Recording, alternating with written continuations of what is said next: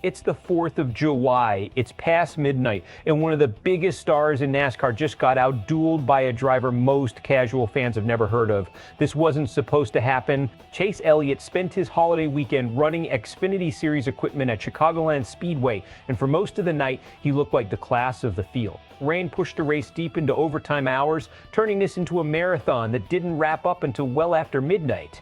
Then it all came apart in the one moment that mattered most. On the overtime restart, Brandon Jones, a Gibbs Racing driver with years of Xfinity mileage under his belt, powered past Elliott and drove off with the win. Elliott crossed the line second in Premier Cup Series equipment in a developmental series race. Here's why this result is going to get talked about far more than a typical Xfinity finish. When a reigning Cup Series talent steps down into a lower series, there's an unspoken rule that follows him onto the track. You don't just compete, you dominate. Anything less becomes a story.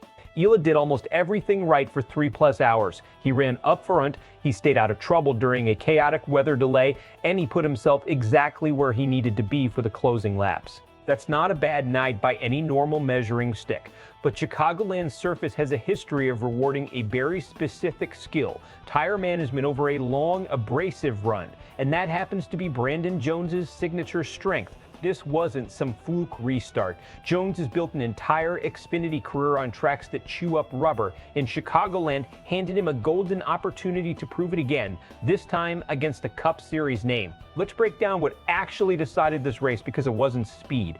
Elliott had the speed all night. What decided it was late race execution on a track surface that punishes anyone who mismanages their tires over a long green flag stretch. Overtime restarts are chaos by nature.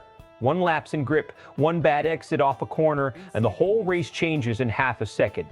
Jones read that moment better. He understood exactly what his tires had left in the tank, and he used it.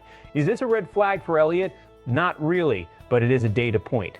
Elite Cup drivers occasionally learn the hard way that lower series equipment doesn't come with lower series competition. Jones isn't some part-timer. He's a career Xfinity grinder who has made an entire living out of exploiting exactly this kind of track. Underestimating that reality, even for a second, is what turns a win into a runner-up finish.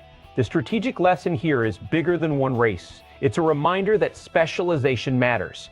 A track that rewards tire conservation is going to reward the driver who lives and breathes that skill set every single week, regardless of what series that driver's opponent normally races in. Expect two very different reactions colliding online. Elliott's fans are going to point out fairly that he ran a clean, mistake-free race under brutal circumstances. A rain delay stretching into the early morning hours is not an easy environment for anybody.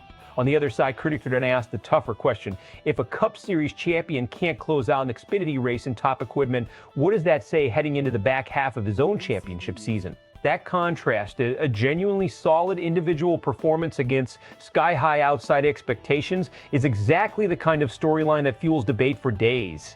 Meanwhile, Brandon Jones earned himself a real moment. Beating a star of Elliott's caliber on national television in overtime on a holiday night race is the kind of result that gets a career Xfinity driver serious respect. Best case for Elliott, this becomes a minor footnote, a forgettable Xfinity second-place finish that has zero impact on his focus and momentum heading back into Cup Series competition. Worst case for Elliott, the result feeds a growing narrative that his sharpness in big moments is starting to slip, and every close finish going forward gets measured against this one. Best case for Jones, this win becomes a springboard, boosting his profile and opening bigger opportunities as a proven closer who can beat the sport's biggest names when it counts. Worst case for Jones, the moment gets buried in headlines about Elliott's shortcoming instead of his own strong execution, and the credit he actually earned doesn't get the spotlight it deserves.